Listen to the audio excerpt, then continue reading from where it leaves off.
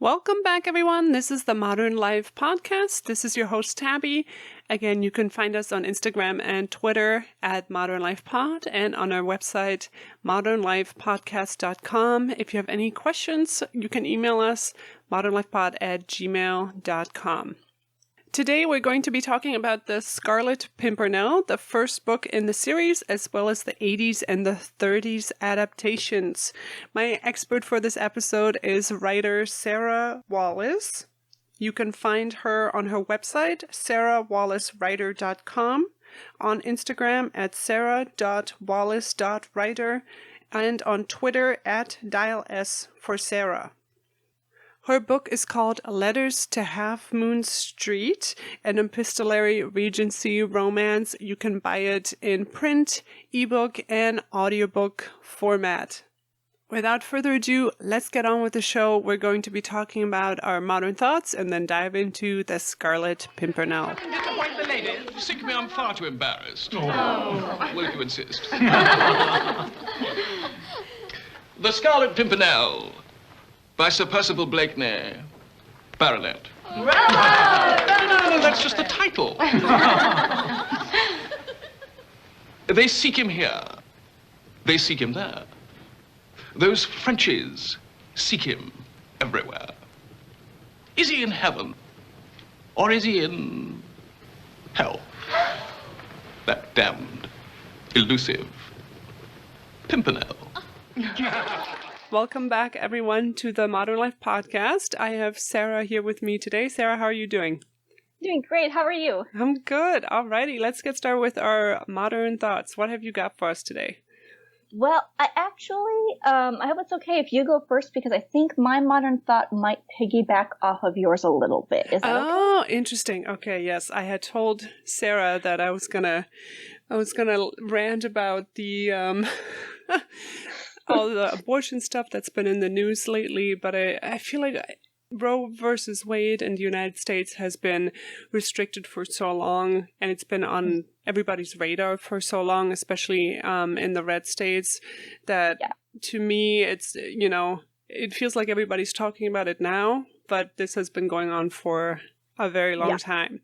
And I've seen a lot of things online as to how reproductive rights are women's rights and also how it affects people of color, but I hadn't really seen how it ties into disability, and that just might have to do with the people I follow, so that might be my mistake. But I was listening to an interview with an advocacy group where they all represent people in the United States, but also represent people in other countries where abortion rights are even more punitive or don't exist at all, meaning that even if you have a miscarriage, you could be under suspicion of having gotten an abortion. So those poor women are now also, need legal aid in trying to combat that. So not only did you have like a miscarriage, but now you also have like a lawsuit on top of that. So ridiculous. Don't. And that made me think of a friend of mine who has recently developed a rare autoimmune disorder, and that disease, there are so many horrible things that happen to you with that disease, but one of them is that you're more prone to miscarriages and that you can't carry a pregnancy to term. And I was just thinking of how that affects people who have these kinds of disabilities or who have physical disabilities, and how if they need an abortion, would they be able to get the care they need? And, even if they have to travel to another state, traveling for her is so very hard. What if that is something that she would have to go through, which it's not. She lives in a place where it's totally fine, but all these scenarios were just going through my head. And if you're pro-birth, you've probably turned this episode off by now, but I just encourage you to not form an opinion on this issue with this tunnel vision of morality, and to really keep in mind like all the other women's experiences and other people's bodies' experiences that might not coincide with your own. Like, not everybody has a magical, beautiful pregnancy, even if they want to. But that was kind of my thing, just thinking about disability. Go ahead. What were you going to say? To keep with your thought too, it's horrifying too, because I've seen a couple of states have been considering, or at least kind of floating, the idea of like making contraceptives difficult and like harder to acquire. And it's like very, I don't know, nefarious feeling that like it's not even that it's like forced birth, but it's also like making it harder to even do precautionary measures to avoid being pregnant. Yeah, it's odd. Great. Yeah. So my modern thought is kind of a piggybacking off of yours in a way. Been thinking about how I think as a society and a culture, there's this perspective that bleak and gritty stories are more realistic, and stories that are hopeful in theme or are optimistic or lighter type of stories are unrealistic or naive. And I feel like that is a false dichotomy, I guess. Mm-hmm. And for me, at least, what moves me forward in every part of life really is to have hope. And like right now we're living in a capitalistic hellscape and rights are being stripped away or about to get stripped away. And so it feels very bleak, but people who were marching yesterday and have been protesting, people who keep running for office, and people who keep returning to the polls and go vote, because this is how we need to get out of this. But we have to have hope in order to move forward, whether that is being motivated to take action, and to, mobilize and, make sure we still have rights and that other people still have rights. And whether that's creating and writing stories or, having children, whatever it is, I feel like everything kind of comes back to hopefulness, that I think is integral to human nature. So I think that the idea that hope in stories and happy endings in stories is naive and unrealistic is an unfair cultural perspective, because I think that it is actually just as important to life it's just as integral a part of life as hardship. Yeah. No, I agree with you. I think that's a perfect way to uplift after my very sad modern thought. I know. It's like, she told me that. I was like, oh, perfect. That will tie into mine too. No, that's true. And I really love that. That's a really good reminder. And just to keep in mind that there is always something that we can do, even if it feels small on an individual level. Mm-hmm. Yes, but I think we're ready to go into the Scarlet Pimpernel, which you had chosen. And if you hadn't chosen this book, I would still be living my life in black and white and never experience joy. I'm glad to have brought this into your life. I'm just going to give a really quick summary.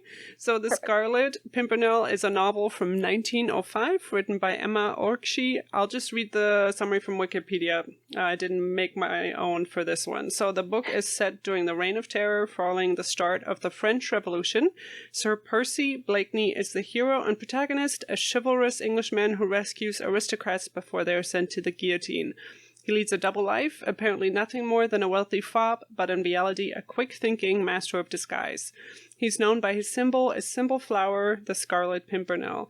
I would just add to that explanation that two more important characters are Marguerite, his wife, who married him for love, but now thinks her husband is a simpleton because he always pretends to be so shallow.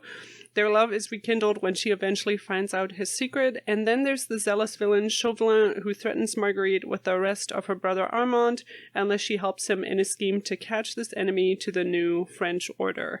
And now I need to know, how did you first encounter this? Is this something you used to watch as a kid?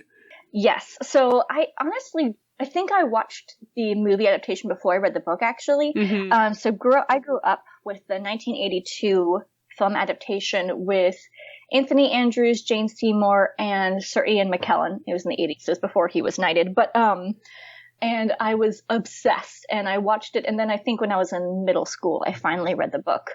I watched it, I don't know, like in a formative part of my life. It's the first movie I remember kind of hyper fixating on and watching it every day for like a month. So I was very obsessed with the movie and then the book, and then eventually the book series. So have you read the whole series?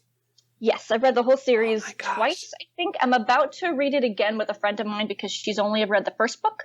Most people will only know about the first book. But it was a series of, I think, 12 books total. you don't get the romantic tension of the first book, so it changes pretty dramatically from a romance to just an adventure, not just, but an adventure series, and it's primarily focused on Percy and his little random adventures in France.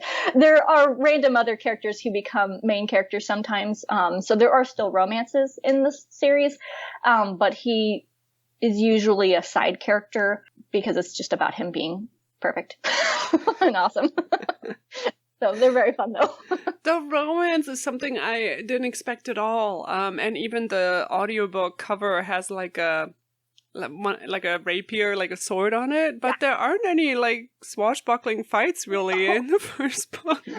No, I know. And there aren't really any sword fights in the series that I can remember. Like there's a plot point with a duel where like I think Percy challenges Chauvelin to a duel in one of the books, but it never actually ever happens. Oh, that's funny. At least from what I can recall, that never happens. Another thing that doesn't happen, that happens in both of the movie adaptations that I recommended to you, the 1982 version and the I think it's 34 or 35 version with Leslie Howard. In both of those movies, he escapes with a fake execution where he escapes in both of those movies by having all of his men disguise themselves as French soldiers, and then they shoot him, and Chauvelin and the audience are both duped into thinking that Percy's been killed, and then he hasn't. Surprise! That never happens in the books. Makes sense because it's a very huge production for the benefit of one person. Yeah. It makes sense it never happens, but it's just a funny thing that both of the movies do it as like, aha, this is his big moment, and it's never actually, at least from I could be wrong, but from what I remember, I read through the series specifically looking for, is this the one where he has the fake? No fake execution. It's just in the movies. It's very funny. That I had a question about because the 80s version straight up steals so much from the 30s version. Yes. Marguerite saying we don't even speak the same language, like It's specific lines, or Percy teasing Chauvelin about his cravat, that wasn't in the book. Even Percy saying "sink me" is from the 30s one. The thing with the firing squad, as you just said, and so it made me think, was this based on the play? Because the novel, Wikipedia tells me, was first a play and then it was a book, and I could not find this play. Like I searched for so long online, I could not find the text. I have no idea if I just find that so odd as a screenwriter that somebody would just be like, oh, I'll just take everything from this other movie. I know. You're right. Yeah, I haven't actually read the play either. I had never thought of that as being the source of the firing squad thing. I do know that the author kind of considered one of the actors who played Percy to be like the gold standard of who Percy was this one actor who was lost to time, and we'll never know how he performed this character. But which I think is interesting that she was like, oh, he is perfect. No one else can be Percy but him. But I do think that it's funny too. Sometimes it feels like an homage to it. The cravat thing is a running joke in the series. Where, interesting. Okay, because it wasn't in the first book. Yeah, it's a running joke in other books where, like, at one point Percy is in prison and teasing Chauvelin about how he can't dress well. And it's, like, a very funny thing where he's, like, about to be executed. And he's like, oh, well, just insulting him randomly. So so that's a bit of a running joke where he kind of randomly does it. The cravat thing, I think, is specifically with the movies. But, yeah, it's pretty funny. Gotcha. So there was also the 1999 Richard E. Grant version, which I could not find. And you said that's not one of your favorites. So now I'm curious as to why, because you've seen it. I have seen it. I watched it when I was in high school or something. And Richard E. Grant did a really good job of playing Percy. The problem I had with it is the reason I like the Scarlet Pimpernel as a hero is that his strength is in his outwitting people, and he's a master of disguise, and that's the part that's fun. I like the way they did it in the mini series is he saves people by riding in on horseback with a mask or whatever and swiping them, and so it's this really a very different take on what type of hero he is, which is still interesting, but it's not. The fun of it for me was reading the books and trying to figure out which of these random background characters is actually Percy in disguise, and how is he going to trick everyone? Is he going to trick the reader? Is he just going to because sometimes it's kind of like a Where's Waldo thing where you read the books and it's like, A man who's hunched over, oh, that's Percy. A man with very broad shoulders, oh, there's Percy. He had very large hands, oh, there's Percy. Like, you can catch him because she uses the same descriptions every time. But for me, that was part of the fun of how he operated. So having him like steal through the night and take people on horseback and they ride out of Paris is very different. So that was the part that irritated me. I haven't revisited it, so maybe it's better if I go in with the expectation if it's not going to be accurate. But that was the part that bothered me, was that particular take. The thing about the disguises is interesting because in the book, at the end, he gets away because he disguises himself as a Jewish man. And it's very cringy and uncomfortable to read because he's treated, it's very obvious to the reader that he's the person in disguise, and he's treated by Chauvelin, the Frenchman, in this very derogatory manner. And then at the end, you know, he kind of reveals himself to his wife, and he's like, oh, I knew this would work because the French hate Jewish people so much. And I was like, oh, that's not quite enough to make this all okay. Like, that one line, like, it was too much setup. Like, I'm uncomfortable.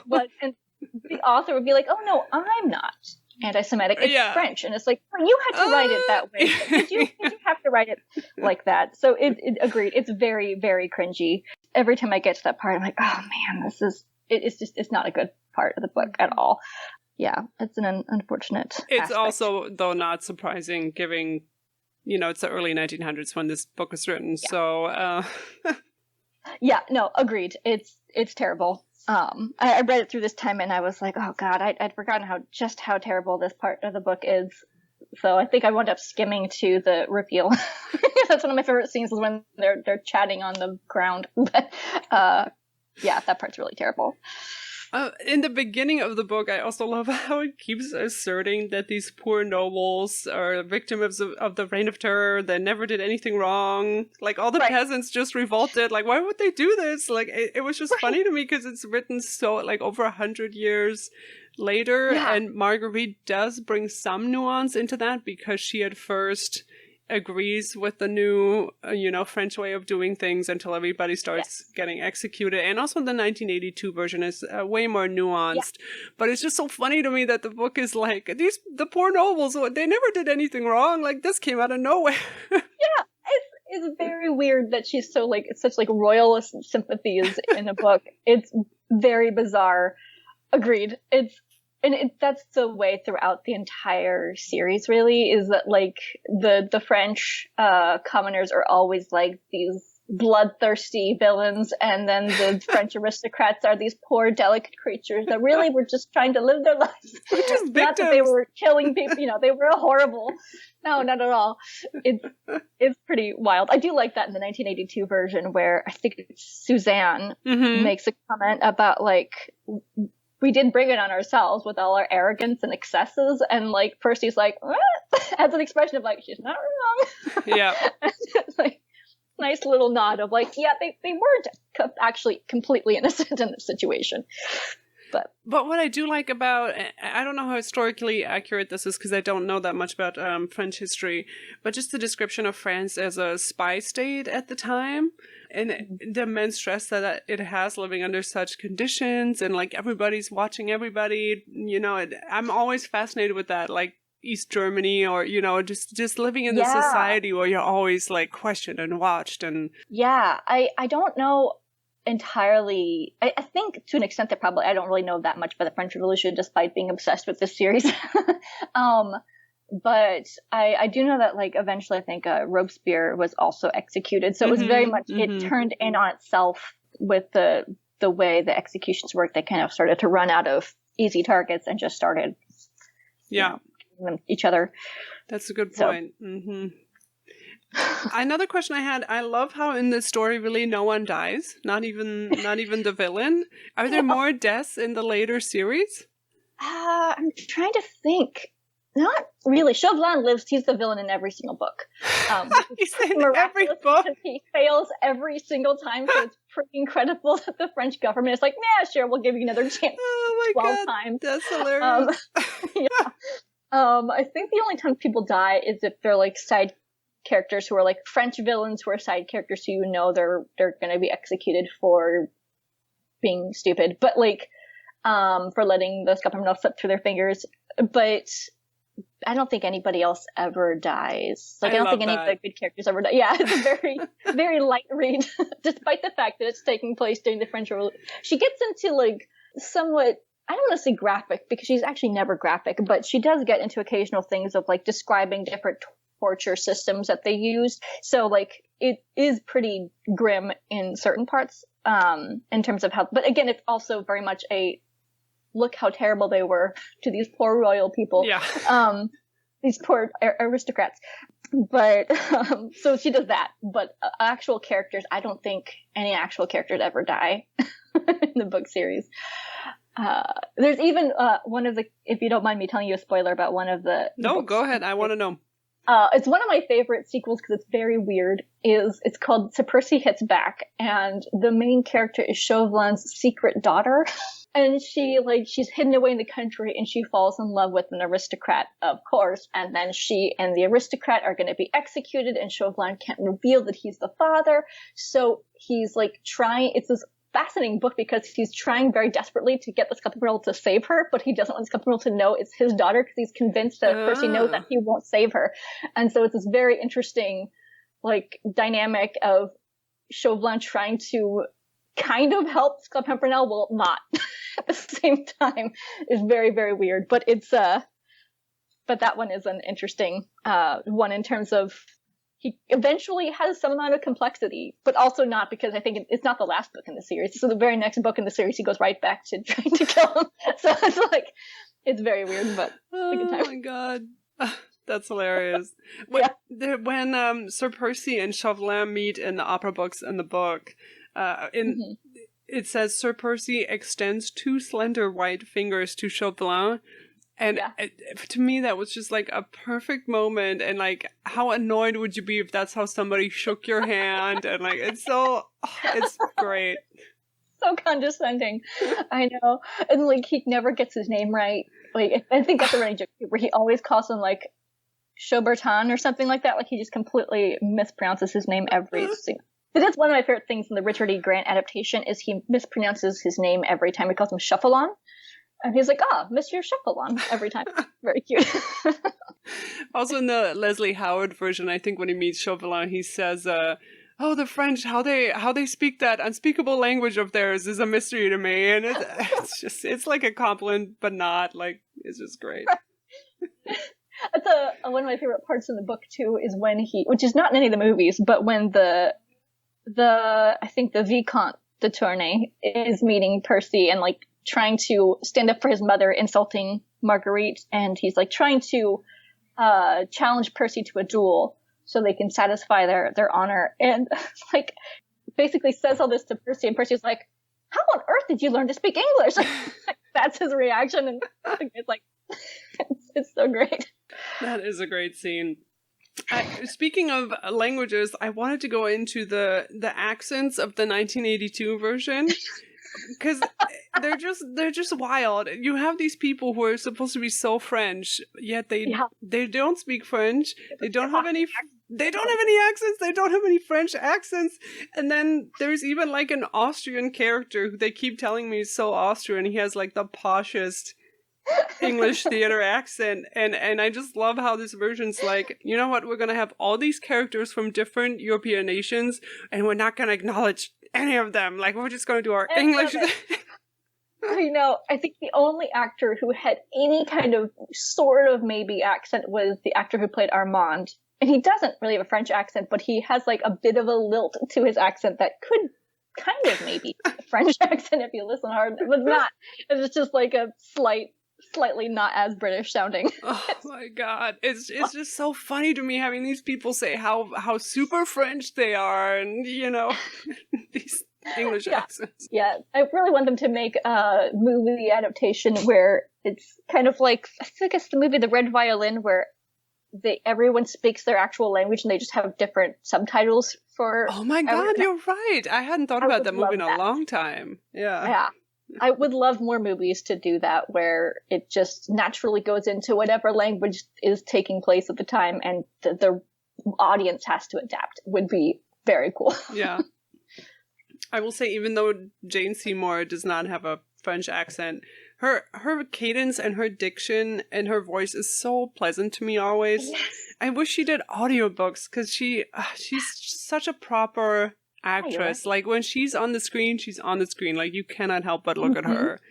Yeah, she's phenomenal. She's probably my favorite version of Marguerite because she's gorgeous and she's charismatic, and yes, you're right. She's like, the way she talks is just so captivating. It's like everything she said, you want her to be in all of the scenes. And she's gorgeous. She's just so pretty. So that's also nice. I will say, though, that in the film, Percy falls in love with Marguerite because of her beauty. And I actually loved how in the books, it's because of her wit and her sharp mind. Yes. Which is something they changed. Which is like, okay, that's fine. But yeah, you're right. You're right. It's more of an insta-love thing in the movie, which I like that they show their courtship. But you're right. It is nicer that you get an idea of him falling in love with her being clever, which is when it's considering the fact that you know he's smart. Like, she thinks he's stupid and everyone thinks he's stupid, but like the idea of a super intelligent guy falling in love with a woman who's also very intelligent is an appealing pairing. Yeah, because in the book the story starts out with them already married and she's already so disillusioned about it all, and then there's a scene in the garden that just broke my heart where they try to make this connection, but he's like, I gotta go, I gotta save people, but he can't say that to her. And then when she finds out and follows him, she has to wait out the storm to get across to France. And you feel that tension and her worry, and you just want them to get back together so hard. And I love second chance romances, and it was just heart-wrenching. I know. And like the fact that she has to choose between like the brother who was like her only family for most of her life and her husband that she's finally gotten to like understand who he is, and like she has to choose between the two of them it's hard every time to read that.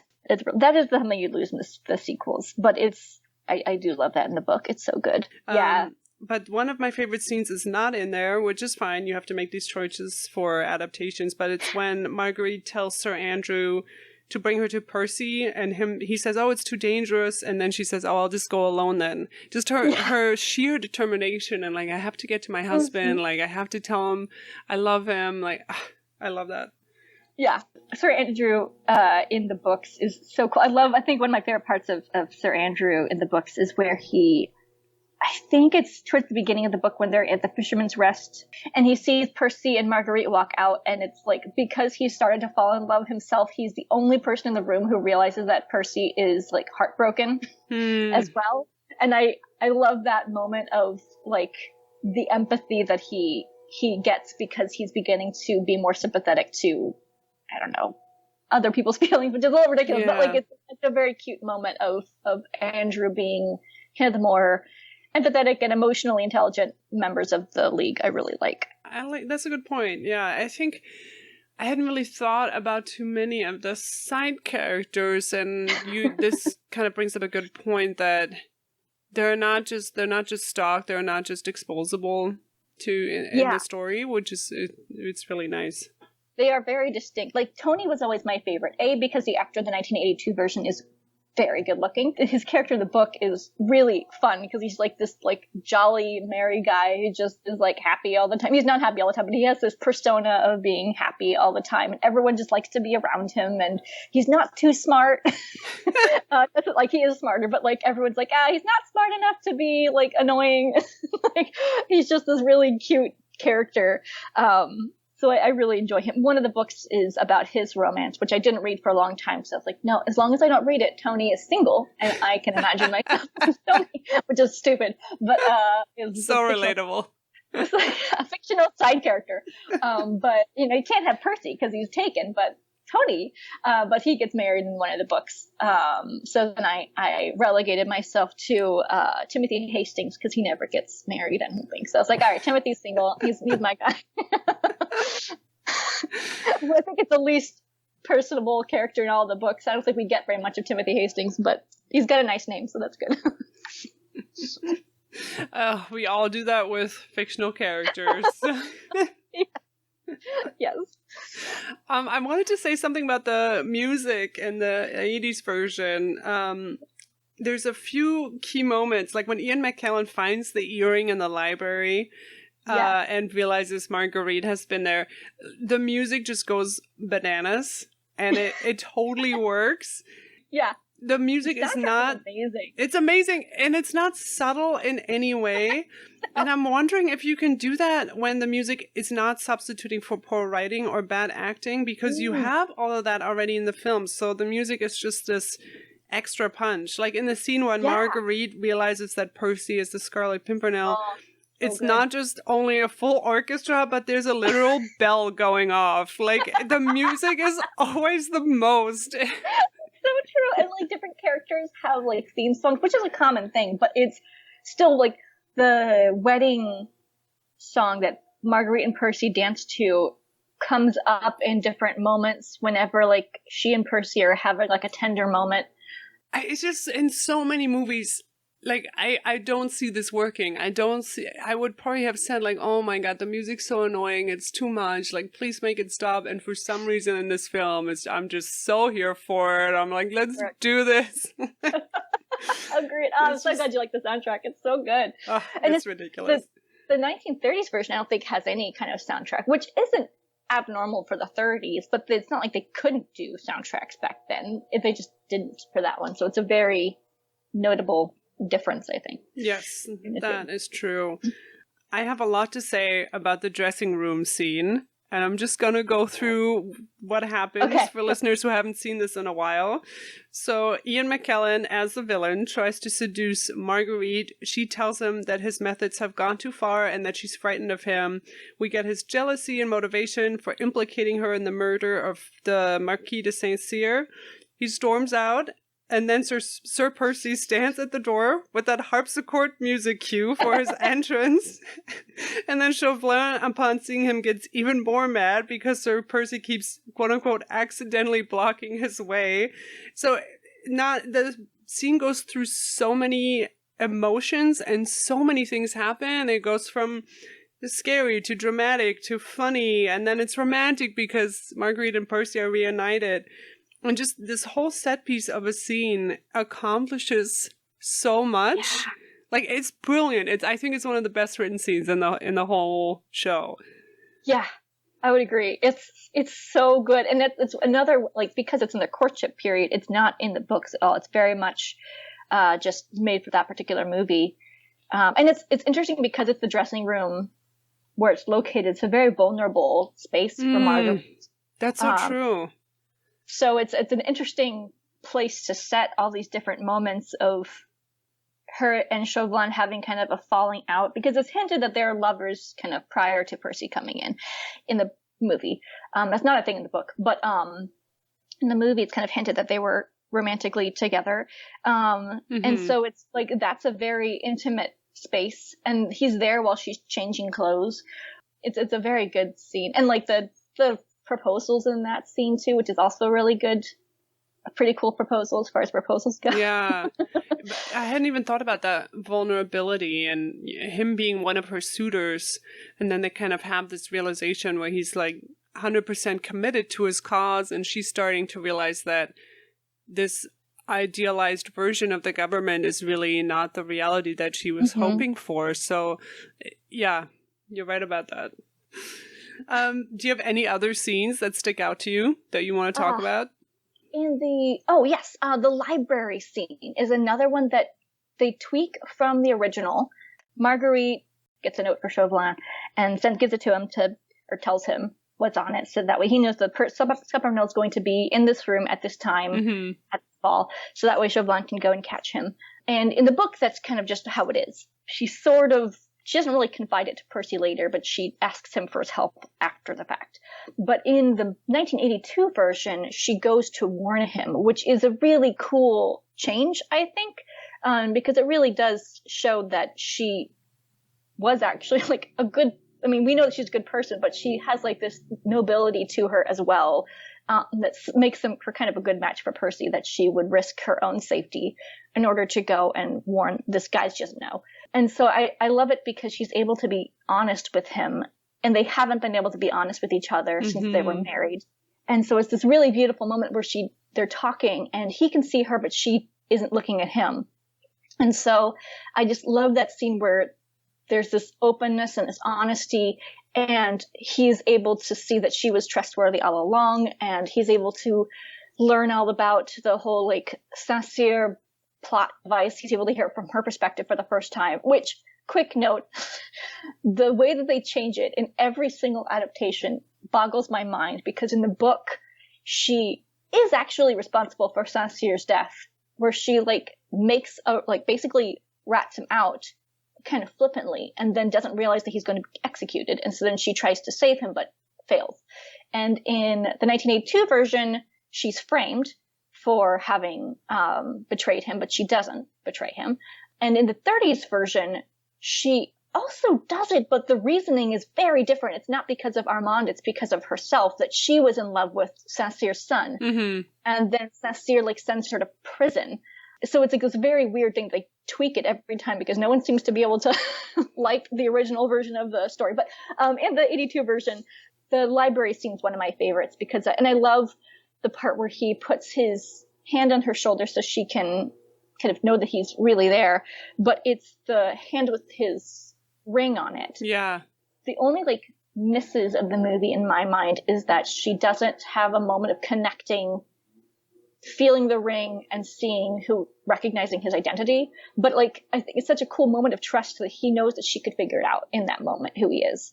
And so he's revealing himself to her in that moment, even though he's told her not to turn around and look at him, but he's giving her a hand with the ring that she would have potentially recognized just by touching it. It's not until she comes home and she kind of sees a portrait on the wall of, I think, is it him or one of his ancestors, and the same ring is on there, and then she sees the flowers everywhere. I'm wondering if they make that change because we see the conflict with Saint-Cyr playing out in the film, and I think in the book it happens much earlier, not just in their courtship but also in the Reign of Terror.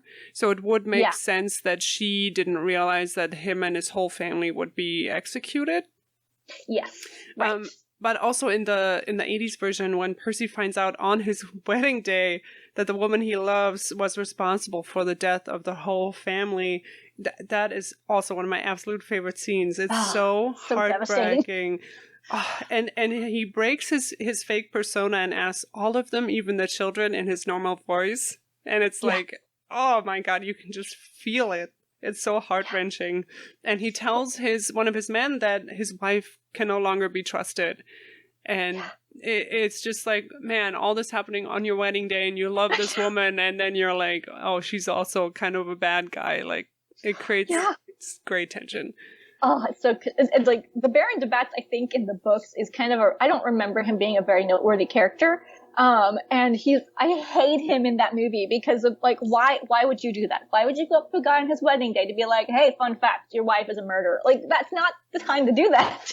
And it's like so terrible that he does that. And I hate the Baron de Batz. And like, also he was friends with her. Like, he was supposedly friends with Marguerite. So like, granted, he's devastated that his friends were murdered because of her. But like, it's terrible that he would do that and completely destroy both of their lives on their wedding day. The Baron de Batz is the true villain. It's like so bad. I really hate him in that movie.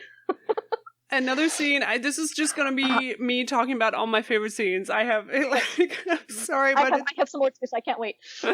It's the one in the prison when Chauvelin finally arrests Percy and Marguerite comes to visit him. They're finally reunited, and they just stand there looking at one another for so long until Percy slightly raises his hand, and they rush towards one another. And it's not just that moment with the music swelling that's so good, but also Chauvelin kind of looks through the prison door. Yeah.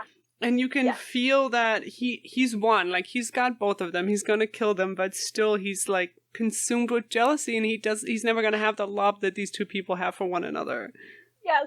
It's my favorite too. It's one of my favorite kissing scenes in any movie because it's so passionate but also so tender, and they fit together so beautifully, and the music's so good. I just love it so much. And like the way it's framed with there's like no light in the prison except for through the window. It's beautiful. It's such a good scene. Oh, I'm so glad that was on your list because it's one of my favorite scenes too. I think I cried watching it. So good. And they're both so good. They have really good chemistry together, both those actors. It's It's beautiful. Yes, it's interesting because, like you said, it is very insta-love. They kind of go on this picnic. There's not a lot of dialogue between them, and Percy acts this part, right? He's this fake guy who's obsessed with fashion, and she's like, "Oh, there's something in you. I see it." So it really, really helps that these two actors have so much chemistry that you don't need to do that much more for us to believe that you know, they're lovers. Yeah, absolutely. Agreed. One of my favorite moments of their courtship is the scene at her like little soiree. I mean, again, insta love is not my favorite trope, but the pickup line essentially of Percy telling her that he wants to know everything about her in every detail, but very slowly, so it takes a very long time, is such a sweet way to be like, I want to hear everything, spare no details. It's just romantic. I absolutely love that. And in that scene, too, of course, there's the famous cravat scene where Percy tells Ian McKellen that, you know, French people don't know anything about fashion and, like, your tailors are garbage. And also at the end of the movie when he's like, oh, you didn't realize that all these soldiers have really ill-fitting clothes because it's my men wearing the uniforms? Like, see what I told you? See, you don't know anything about fashion. Yeah, that's so great. And, like, there's a... throughout the movie, every time Ian McKellen's character, every time Chauvelin sees Percy after that scene, he touches his cravat in this like subconscious move, and it's so great. Like the part where in the library, he sees Percy sleeping there, and he hasn't connected the dots that Percy was coming from, not quite yet. But Percy's asleep, and Chauvelin like fixes his cravat, like, oh god, I can't have this guy waking up and criticizing. It's phenomenal. I love it every time. I had written that down as one of my favorite details because, as you said, it's subconscious, right? It's the influence of Percy that even though, you know, Chauvelin knows he's smarter, he's more cunning, he's clever, this Englishman is just like such a shallow fop, yet he can't help but feel insecure about it.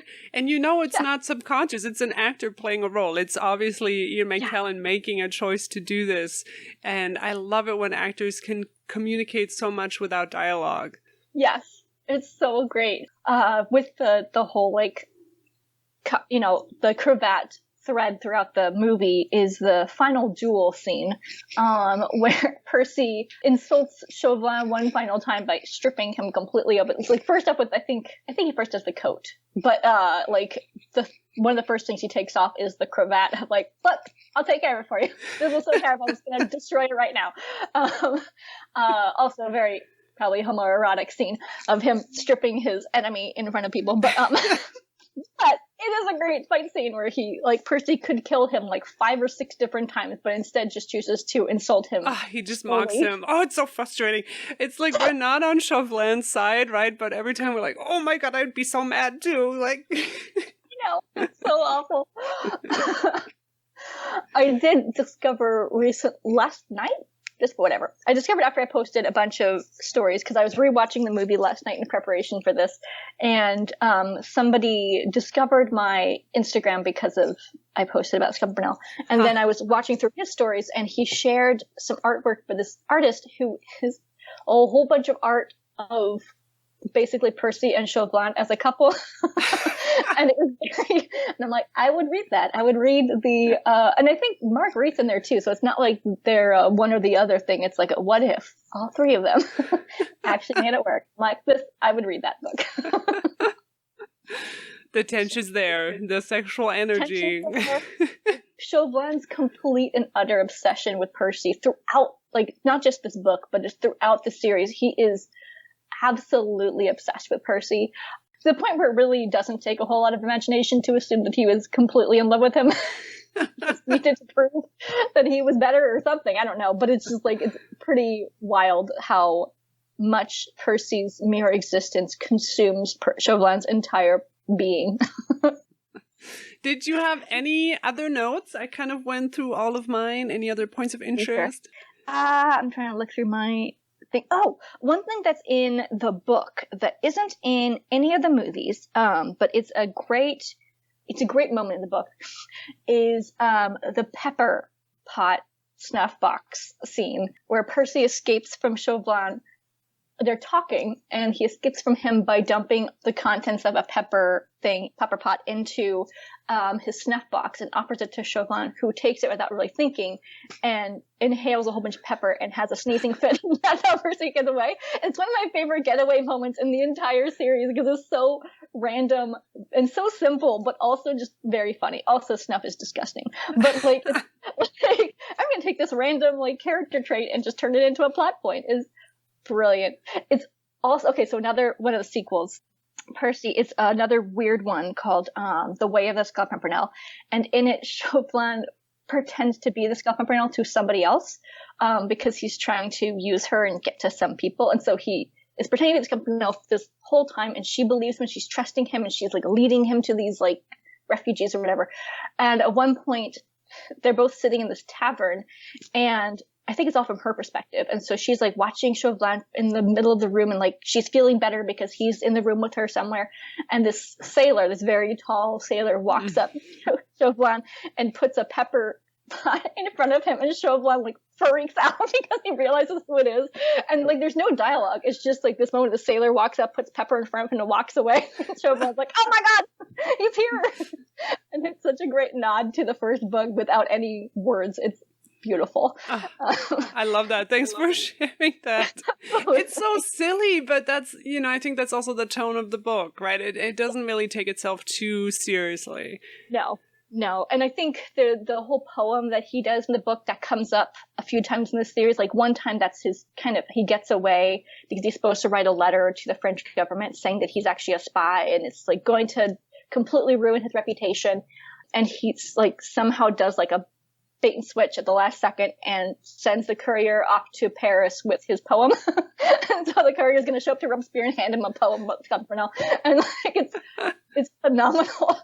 It's very silly, but they're so, despite the fact that they're about the French Revolution and there's a whole bunch of passages about torture and execution, they're very fluffy books. Yeah. Despite that, and it's pretty remarkable.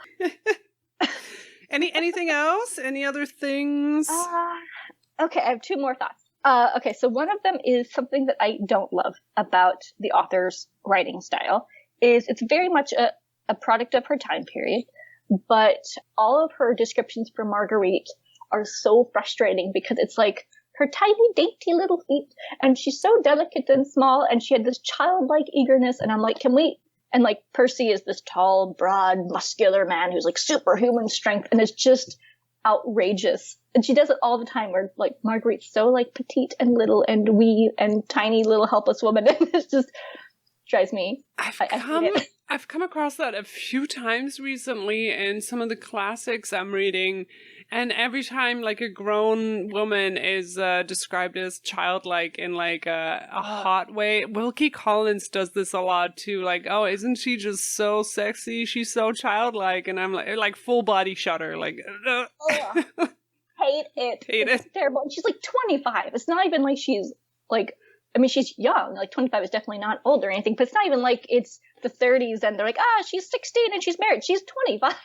She's a grown ass woman and she's childlike eyes. And I'm like, ugh, I hate it. I hate it so much. I kind of had just glossed over that while reading it. So I'm glad that you're actually bringing it up. It's a problem that the author has throughout the books, honestly, is this idea that beauty equals goodness. For the most part, occasionally there's a difference, but for the most part, if someone is described attractively, they are a good person in the book series. And if they're described as anything other than conventionally attractive, or if they're disabled at all, they are probably not a good character. It's terrible. It's very ableist and very shitty. And she does it several times. And there's one character who winds up being good in the end and has a redemption arc, and she's, and that one was one of the characters who was disabled. But like, it's still a very old fashioned and not in a good way of writing, characters. It's very predictable. So if you ever do read the series, if you ever read a character who's like, the man is very handsome, the woman's very beautiful, they're the good guys, probably. So that part's not great. That is good to know. Yeah. Oh, I was just gonna say, what was I gonna say? Oh, just the trope of Percy, of a very, very smart character pretending to be stupid, which, first off, Percy is the first superhero written because he has a secret identity and he's saving people through his secret identity, but in public has a very different persona. His fake persona, like hiding this massively intelligent character, is my jam. And it's very, like, I think I read this book and watched the movies at a very formative part of my life because it has definitely like influenced other loves for characters where I'll tell my sister, oh, this character's so great because blah, blah, blah. And she's like, it's just the Percy thing.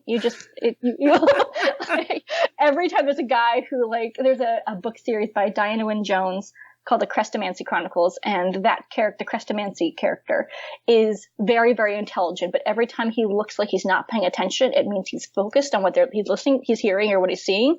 And I was like, oh, it's so hot. And my sister's like, it's Percy. I'm like, damn it. It is. Gail Carriger has a character named Lord Akaldama.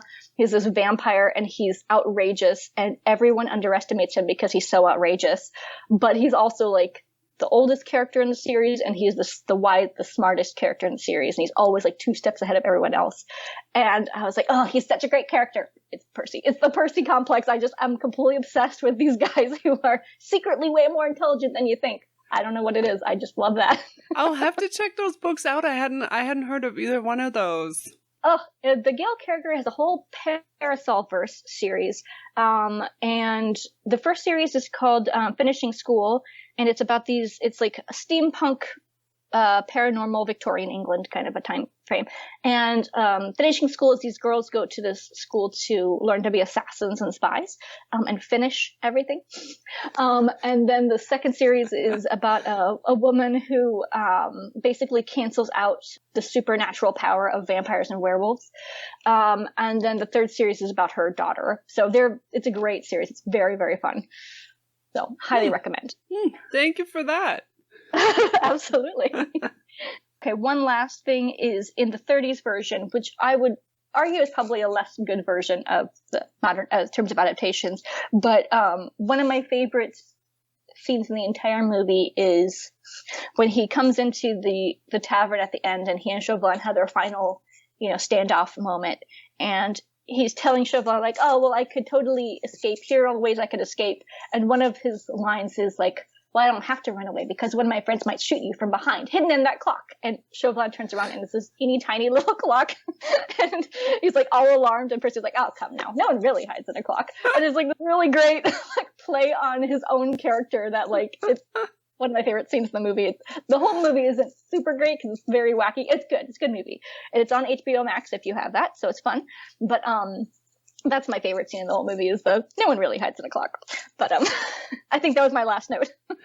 That film, I was actually really surprised how much I enjoyed it. And I mean, it's the template for so many things in the 80s version. I think there's some slow moments in that, but the dialogue and how snappy it is, and also the cravat scene where Percy just fixes Chauvelin's cravat, and Chauvelin's so taken aback because it's such an invasion of personal space. Yeah. There's a lot of really great up close moments, and it's very snappy. I would recommend watching it. Yeah, sorry, I don't mean to disparage the movie. It is very fun, and a lot of the snappy dialogue with who sir, me sir, you sir, what, all that throughout the movie is so fun every time. Oh my god, there's a scene where he's disguised as a soldier.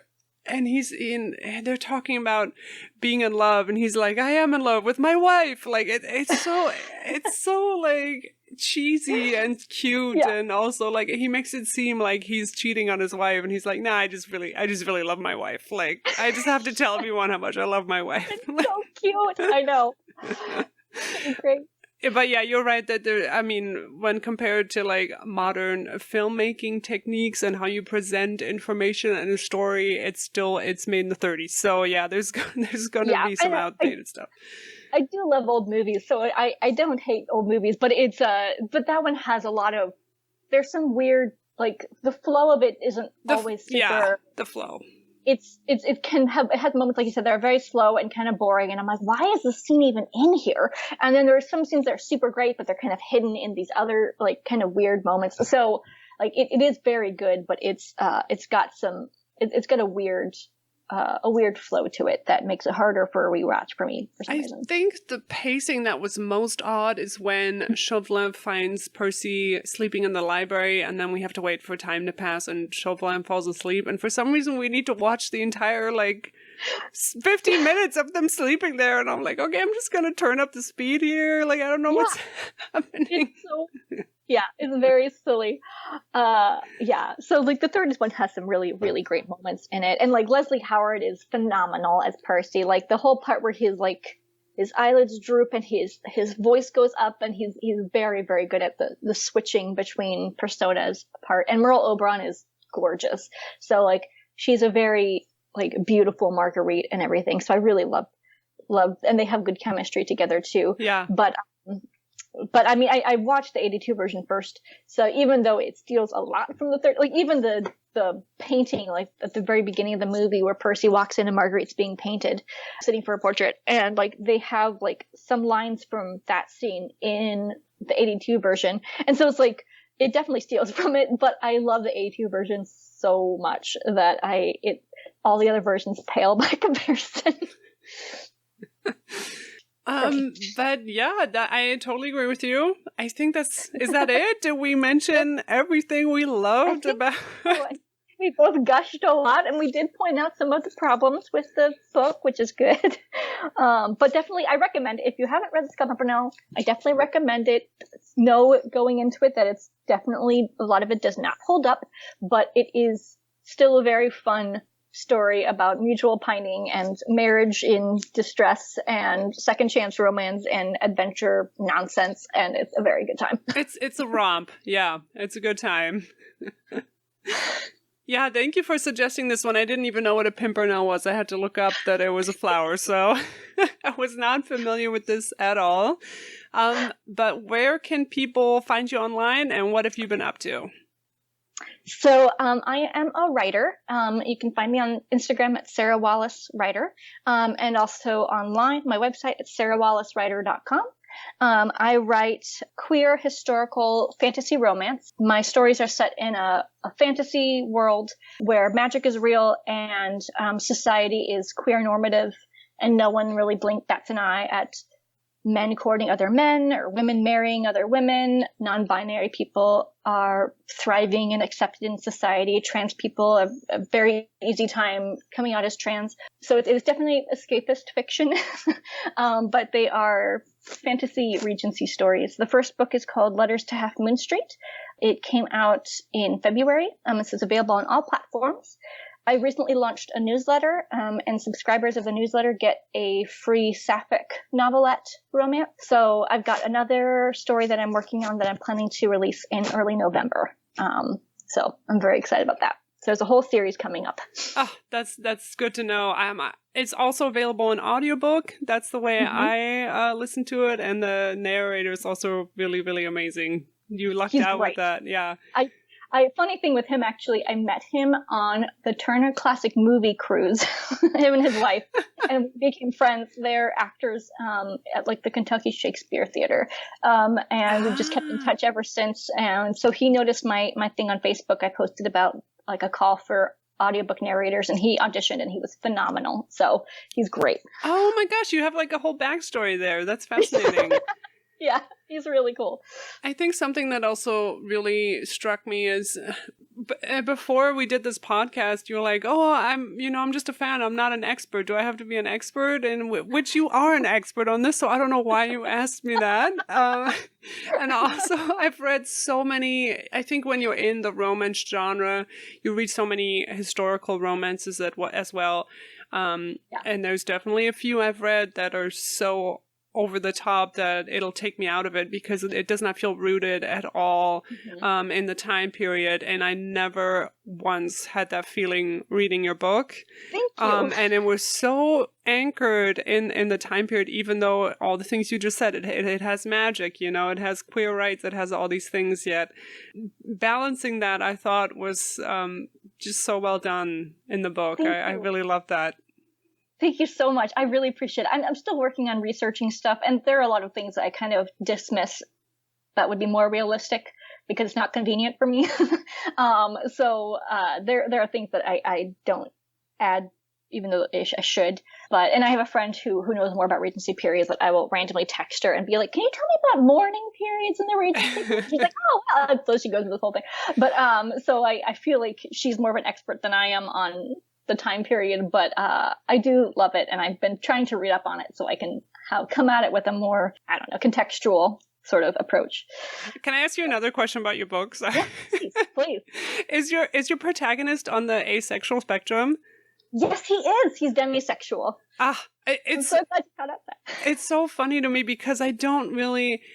I know being ace, means I'm part of the queer community, but I don't really, insert myself or identify with that. I've never experienced any kind of negative reaction to that, and I know a lot of ace people have. And so I was like, oh, I don't really care about this. But then as soon as I recognize somebody like me in a book, I'm, so ecstatic. And it was just one of those moments when I'm like, oh, yes, representation does matter, and you don't know how much it matters until you kind of encounter it, if that makes sense. So I really love that. Oh, thank you so much. That makes me so happy. I'm demisexual as well. So the kissing scene where he's going on about how he's never seen somebody and imagined what it'd be like to kiss them was basically me writing out my own thoughts on kissing, because it wasn't until I was in my 30s that I was like, I've never had that where characters are always looking at people's lips and then imagining what it'd be like. I've never looked at someone and been like, how would it be? I never have that mental leap. And so I decided to give Gavin that moment, and an early beta reader was like, is he demisexual? I'm like, he is. I didn't even realize. I went back and made it intentional. But yes, he is demisexual. So thank you so much for catching that. I really appreciate it. That's awesome. Thank you. Thank you for answering all my questions and being on the podcast, and making me read the Scarlet Pimpernel. Thank you so much, Sarah. I really appreciate it. Thank you for having me. This was so great. Faith, for one thing, it does seem monstrous ill-dressed for any society, even a new one. Sink me, your tailors have betrayed you. Betrayed us? We pride ourselves on our French tailors. Odds fish, my dear fellow. Such shoddy workmanship would not be tolerated in London for one tiny instant. Look you here, sir. At this limp cravat. I ask you. Or the sorry cut of this sleeve. No. Or the sad state of those cuffs. Sink me, I can hardly bring myself to look upon them. No, sir. If this is the best your tailors can do, 'twould serve you better to send them to the guillotine. We shall send our king instead, sir, and exalt our tailors. More's the pity.